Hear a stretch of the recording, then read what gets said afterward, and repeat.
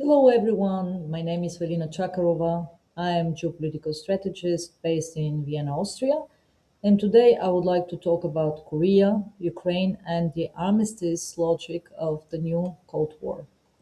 There is a remarkable historical symmetry emerging between the first Cold War and the new Cold War, or what I describe as a global competition between two blocs centered around United States on the one hand and the DragonBear on the other, which is basically the China-Russia modus operandi of strategic coordination. The first major proxy war of the previous Cold War was the Korean War.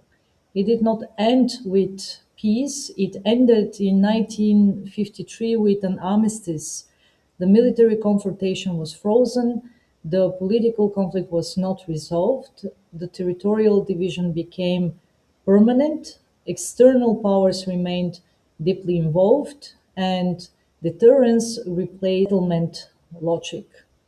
Now, think about today's geopolitics when I will make the parallel between Korea and Ukraine. 73 years later, we may be approaching a similar logic in Ukraine.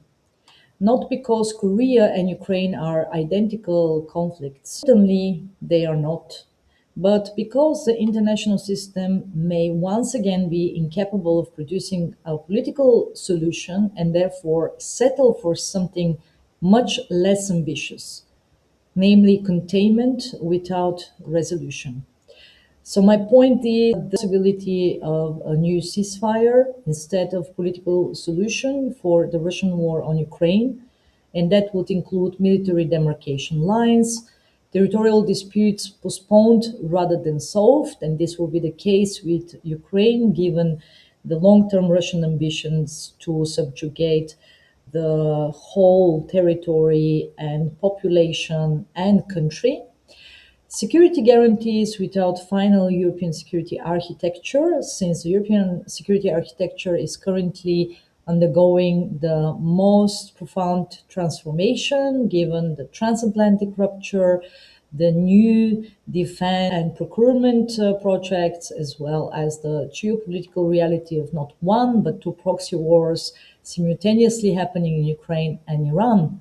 And NATO membership, of course, will be, at least for the time being, deferred, sanctions partially maintained, massive rearmament on both sides will continue. In other words, this could be the new armistice scenario for 2026-2027 period if we assume that both Russia and Ukraine would face a situation for different reasons where the benefits of summer or further ongoing offensives will no longer be felt by a large part of the population, respectively, if the political leadership decides that there are additional layers of variables that add pressure on decision making to start a new cycle of negotiations. This is where the Korean Peninsula suddenly becomes much more important than the bilateral relationship between North and South Korea, which recently became once again very interesting highlight for media and analysts to comment on. It offers us a template for understanding how the first proxy war of the new Cold War between America and the DragonBear might eventually be terminated. This is the analogy I would watch very closely, and this is the base scenario I am currently using for the analysis of strong and weak signals or all key variables in the equation of the ongoing Russian war against Ukraine. The second reason Korea matters is that the peninsula is no longer a separate theater.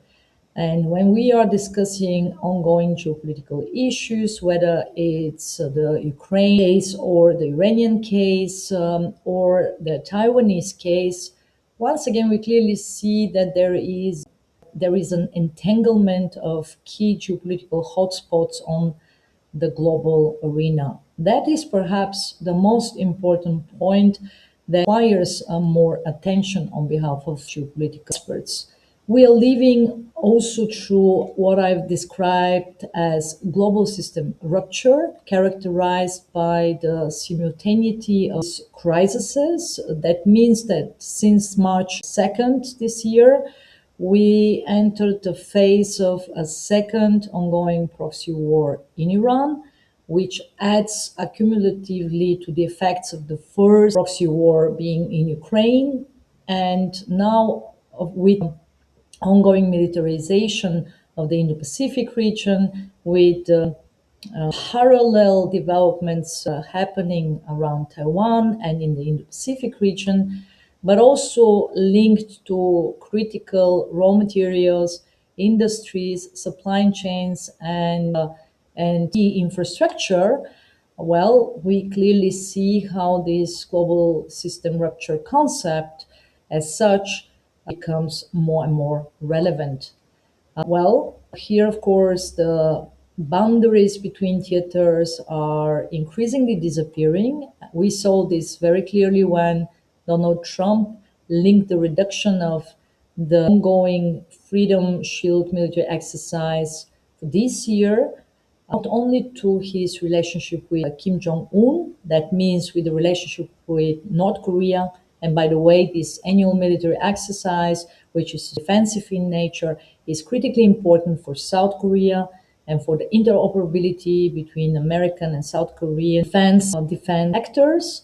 But this decision has not only been linked to the relationship with Kim Jong Un and his view that the exercises were provocative, but also to South Korea's refusal to participate in the American military effort against Iran. So, Europe, brace yourself for the upcoming autumn season, as not only the trade war portfolio with China will be on the plate, but also similar pushback on behalf of the Trump administration when it comes to the lack of any participation or any support for the ongoing war in Iran. And this is an extraordinary connection, in my view. A military readiness decision on the Korean Peninsula was linked to an entirely different conflict in the Middle East. This is precisely what I mean by the simultaneity of the crises, and the entanglement of the key hotspots on the global arena. Hormuz arrived in Korea in the form of a political decision. A South Korean alliance commitment became part of American leverage in another theater. And this creates an important precedent because Washington's allies are watching very carefully whether security guarantees, military exercises, and consultation mechanisms are becoming conditional upon their behavior elsewhere. But I think that there is another dimension to Trump's approach toward North Korea. I do not interpret the current signals primarily as another attempt at the kind of spectacular diplomacy we saw back in 2018. Remember the whole narration about the rocket man and the meeting between Trump and Kim Jong Un? The strategic environment is completely different almost 10 years later. North Korea today is much stronger geopolitically and geoeconomically due to the security deal and the military ties with Russia, but also due to the deepening economic and trade portfolio with China. It has nuclear weapons, a vastly more developed missile arsenal, growing military industrial cooperation with Russia, and crucially, battlefield experience from the war in Ukraine. Let's not forget that North Korean soldiers have fought on behalf of Russia in the Russian war against Ukraine, and Russian military aid, and North Korean military aid has been constantly shipped to Russia to support its war effort against Ukraine. Russia has become North Korea's direct military partner. China remains indispensable to its economic and diplomatic survival. Pyongyang is therefore embedded much more firmly in what I describe as the DragonBear's wider shadow network. Kim Jong Un no longer needs Washington in the way he did 7 or 8 years ago. That explains something that otherwise looks puzzling. Trump can make conciliatory gestures without receiving immediate reciprocity. In fact, the North Korean reaction after the announcement that the military exercises between the United States and South Korea would be halved in terms of the duration was quite striking, namely by being absent. From North Korea's perspective, there is no urgency to react or to give any concessions whatsoever. The geopolitical balance has changed, but from Washington's perspective, there is a certain urgency given the new reality with the ongoing war in Iran. The United States is simultaneously dealing now with Iran, to a certain extent with Russia, consider the mediation efforts on the Russia-Ukraine portfolio so far rather failed. And then, of course, the bigger, so to say, portfolio linked to China, consider the summit in Beijing in May when Trump and Xi Jinping met, and now consider the second leg of the bilateral trip agenda, which is which goes back to the plans of Xi Jinping to visit United States and meet with Trump. So, against this background of rather fluid geopolitical events and developments, there is also the increasingly unstable nuclear environment, the the dynamics of conventional and nuclear rearmament around the globe. And all of this is having an additional accumulative effect on the decision making from American perspective. And here I think Trump's broader nuclear strategy becomes relevant too. He has repeatedly expressed the desire to bring the major nuclear powers into a new arms control framework. He has spoken about Russia and China. He wants another personal channel to Kim Jong Un. He certainly doesn't want to see the activation of the nuclear card right now in the Indo-Pacific. That means that, North Korea could feel emboldened to kind of accelerate and aggravate, in fact, the nuclearization in the region by, for example, conducting more nuclear tests. And at the same time, the old architecture of nuclear arms control has been disintegrating, while China at the same time has been rapidly expanding its arsenal, both conventional and nuclear one, while Russia has been modernizing its forces. So this is a new reality which kind of reflects also the environment of the new Cold War, where understandably the basically both sides, both blocs are in a mode of rearmament and boosting their defense portfolios. But at the same time, it is critically important as North Korea is also increasing both its warheads and delivery systems, and Iran has returned the nuclear question to the center of international security. And so far, we did not get the impression that Iran would comprehensive use to build a nuclear weapon. These, in my view, are relevant topics that need more consideration. It is, in fact, no longer the bilateral nuclear world of the United States and the Soviet Union. If we go back to the historical parallel of the 50s, it is increasingly a multipolar nuclear system without a functioning regulatory architecture. And I believe Trump wants to start addressing this issue, also because there is a potential for certain, let's say, confidence building measures, communication, military to military communication, diplomatic channels, which can be settled directly with both China and Russia. Again, the sign of the times, if we consider the previous period of the First Cold War, which was basically the case to avoid, for example, scenarios of miscalculation. But that always happening not because Trump or anyone else from the administration is suddenly embracing traditional arms control diplomacy. It's more because Trump's instinct is transactional and highly hierarchical. He wants to get the leaders who control the arsenals into direct negotiations and direct communication, and to establish some form of restraint at the top.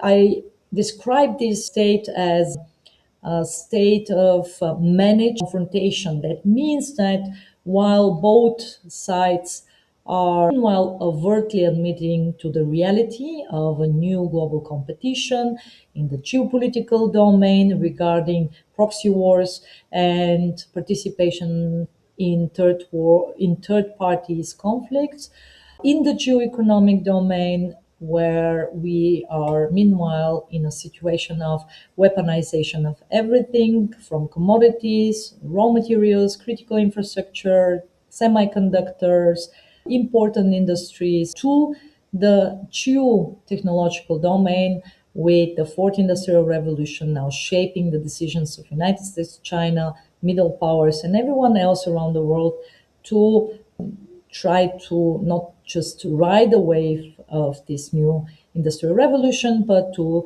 more or less become victorious and emerge victorious out of this fourth industrial revolution, where the mindset is that AI and AI-based technological breakthroughs will be on the top of the technological breakthroughs, and in that sense will be the game changer.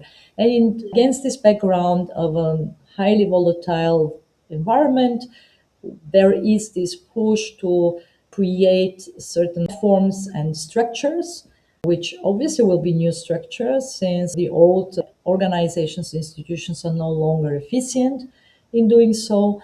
And these platforms and structures are supposed to create certain predictability, especially at the top of the system, where this triumvirate of global power politics between United States, China, and Russia is happening. What I describe as the triumvirate of happiness, where basically these kind of formats are used to create certain predictability in the bilateral relationships, certain stability in through dialogue forms, certain confidence building measures to avoid major miscalculations, but mostly, I would argue, for the time being, to pull the global economy and trade from the abyss of the possibility of a fourth systemic risk driven global crisis due to the simultaneity of the both wars happening in Iran and Ukraine. In that context, the immediate objective toward North Korea may not be denuclearization at all. It may be more about pacification and keep the Korean Peninsula relatively quiet. Do not allow the activation of the North Korean card, the activation of another hotspot in a series of hotspots, because it will add additional geo-economic pain to the already hurting global economy. Also prevent Kim from activating another nuclear crisis, avoid forcing the United States to manage simultaneous escalation in the Middle East, in Europe, and in Northeast Asia, while Washington is also preparing for the much larger systemic competition with China, set the stage for the political dialogue with Xi Jinping, avoid any situation or miscalculation or an escalation of, let's say, certain trios or nuclear based tests could, let's say, add to the already quite insecure situation on the ground. This would make North Korea less separate diplomatic project and more variable inside the much wider strategic equation. This is where China enters, in my view. The timing of Wang Yi's visit to South Korea is extremely important. It has been the first visits in the last 5 years to South Korea. Beijing does not need Seoul to abandon Washington. That is neither realistic nor necessary. China needs South Korea to remain sufficiently autonomous to complicate consolidation of an American-led bloc in Northeast Asia. And that means lower, but also deeper, let's say, hybrid warfare toward American allies in the region, such as South Korea and Japan, with the aim to prevent any regional integration, especially in the field of defense, security and defense, in the direction of a possible Asian NATO. That is, of course, the absolute, let's say, worst case scenario from Chinese perspective. It means also discouraging South Korea from fully aligning with American technologies and with American sanctions or restrictions against China. It means preserving economic interdependence. It means trying to deepen the economic portfolio between South Korea and China, trying to balance China, actually, sorry, not balance China, but South Korea, to lure South Korea away from the American bloc. And above all, it means preventing the strategic geography of Northeast Asia from becoming completely bipolar. China does not have to win South Korea or bound South Korea to its DragonBear base bloc. It merely has to prevent Washington from having South Korea automatically or conditioning South Korea on geopolitical goals by the Trump administration in the region. And that is, in my view, an important distinction. South Korea is therefore not a peripheral actor in this new Cold War. It is one of its most important key players in terms of regional geopolitics. In fact, this new Cold War will have its epicenter in the Indo Pacific region with Taiwan, with Southeast Asian partners that are currently on the rise, but at the same time navigating between both blocs, and also, of course, with Japan and South Korea trying to boost their security and defense, not only within an American umbrella, but also for the sake of partial strategic autonomy. Geographically, all of this sits at the intersection of Chinese, Russian, Japanese, North Korean interests as well. Literally, it hosts American forces and is central to the deterrence architecture of Northeast Asia. Economically, it is one of the world's major industrial powers. Technologically, its position is even more important, especially for the American interests. South Korea sits at the center of the semiconductor ecosystem, and particularly the high bandwidth memory supply chain that is becoming indispensable for artificial intelligence. This makes Seoul relevant not only to the military competition in Asia, but to the technological competition amid the fourth industrial revolution. And if AI becomes this foundational source of economic, military, political power, if we assume axiomatically that it's the game changer for the fourth industrial revolution, where the mindset is that the winner takes all, then the countries controlling its critical infrastructure acquire disproportionate geopolitical importance, whether they like it or not. Think of the base case of Taiwan as well. Now, South Korea is one of these countries. That's clearly the case, and that means that even if there is a confidence breach tactically because of the interruption of the annual military exercise between the United States and South Korea, there cannot be any alliance breach whatsoever in the long term for the reasons I already explained. There is, however, a dilemma which Washington should not underestimate. The United States remains the guarantor of South Korean security. China remains one of South Korea's most important economic relationships. Russia is at the same time strengthening North Korea. North Korea remains an existential military threat, not only to its neighbors because of its possession of nuclear weapons, but meanwhile, nationally, because it's also providing significant military aid and human capital to a war that's taking place thousands of kilometers away from the Indo Pacific. And instability in the Middle East directly affects South Korean energy security as well. There is simply no comfortable position available to Seoul anymore, where a country of that kind of important position in the global geopolitical context can just step aside and do not actively participate in what's happening right now in global affairs. For years, middle powers were able to hedge and to exercise this kind of equidistance approach. That would mean American security on one side, Chinese economic integration on the other. The new Cold War is gradually eliminating this space. It's a slow but steady systemic process that takes place in all socioeconomic systems. Meanwhile, that means that both sides are asking for more alignment. Both global players will be demanding more engagement.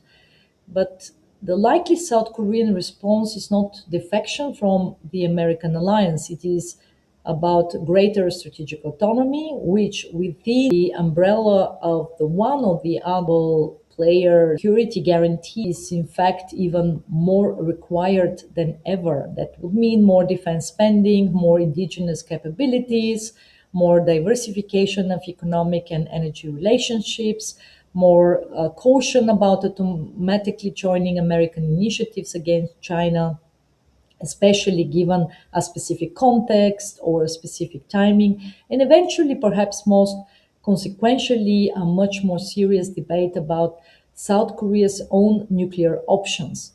This is where the American attempt to reduce risks can become self defeating. If extended deterrence appears politically conditional, South Korea will have stronger incentives to reduce its dependence on extended deterrence. And China faces exactly the same paradox, by the way.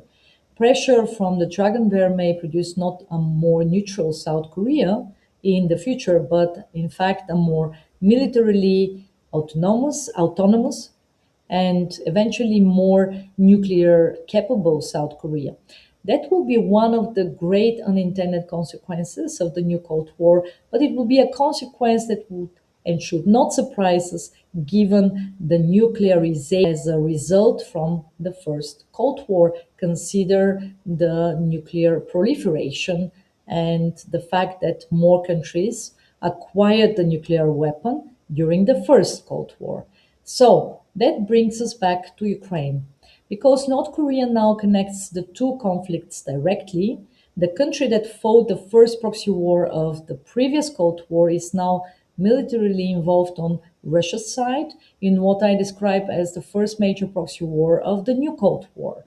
China, which participated in the Korean War through the Chinese People's Volunteers and was part of the 1953 armistice architecture, is today Russia's indispensable strategic partner. The United States remains the principal external power behind Ukraine and is currently trying also to play the role of a key mediator, but it's not the only mediator, given the fact that also Gulf countries, as well as Turkey, have participated in various forms of mediations. The constellation is obviously quite different, but the structural logic is striking. The Korean precedent demonstrates how great powers terminate a war they cannot politically resolve. What do? They freeze it. And we saw this happening in the past. Consider, for example, the frozen conflicts in Eastern Europe. And this may become increasingly attractive in Ukraine as a possibility due to the lack of an ultimate political settlement. Not because Washington, Moscow, Beijing, or Kiev suddenly agree on the political future of Ukraine. They clearly do not. But because at some point the systemic costs of continuing the war may outweigh the benefits of trying to impose a final settlement, especially against the background of global system rupture scenario that is currently happening because of the simultaneity of both wars in Ukraine and Iran. That is precisely what an armistice is designed to do. It separates the requirement to stop fighting from the requirement to solve the political conflict. And in an increasingly fragmented international system, that distinction may become extremely useful.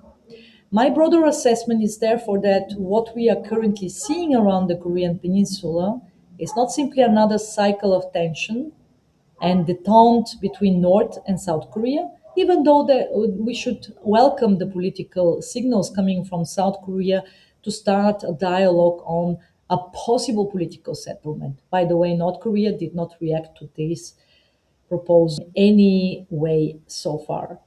It is part of the restructuring of the new Cold War. Trump is trying to manage several fronts simultaneously. Xi Jinping is trying to prevent the consolidation of an anti Chinese bloc in Northeast Asia predominantly, but of course is also using the opportunity to create narratives and ideological bias in the so called Global South, which is strongly anti American in its nature. Putin and Russia are binding North Korea ever more closely to Russia because it serves the tactical and operative goals in the war, given the fact that Russia receives cheap ammunition and military components, as well as thousands of North Korean soldiers who are easily deployed in, let's say, war zones, which can where Russian soldiers can be spared. Now, Kim Jong Un is converting nuclear weapons military cooperation and strategic geography into geopolitical leverage, and South Korea is discovering that its position between American security and Chinese economic gravity is becoming increasingly difficult to maintain. None of this means that a grand bargain already exists between Washington, Beijing, and Moscow. The grain bargain is a process that has just started, is happening, and that is the reason why I call it the triumvirate of happiness, to use analogy from the cinema industry. But there is no evidence for a grand bargain, for a big compromise yet between these two blocs or between these three most important global powers. There is something much more important than any secret agreement, in my view. There are converging incentives to stabilize a system that is becoming dangerously overloaded. Again, think of Global System Rupture. And if you want to know more about it, just go on my Substack and find all the freely available analysis there, as I've been following the events and have been developing this concept since March 2 this year. And when systemic stabilization becomes more important than political resolution, armistice becomes attractive once again. That is why I would watch Korea very closely. One reason in terms of the base scenario in Ukraine, which would mean that second half of this year, ahead of another severe winter season, might be a window of opportunity for the South North Korean armistice model being, so to say, agreed on by Russia and Ukraine. And I would follow Korea very closely, not because the next Korean War is inevitable, quite the opposite, because the settlement of the last Korean War may tell us something about how the first major proxy war of this new Cold War is eventually could eventually end. The Korean War stopped in 1953 without being solved. Ukraine may be moving toward exactly that direction. That would mean not an ultimate peace, and not an ultimate reconciliation short term, and not a final political settlement, but the geopolitical arrangement designed to prevent the war from destroying the system around it. That may be the real significance of the Korean Peninsula today. For more on the other two important hotspots, especially now in the second half of the year, considering Iran, as well as the Indo-Pacific, where I will be going in autumn, there will be more videos. Thank you very much.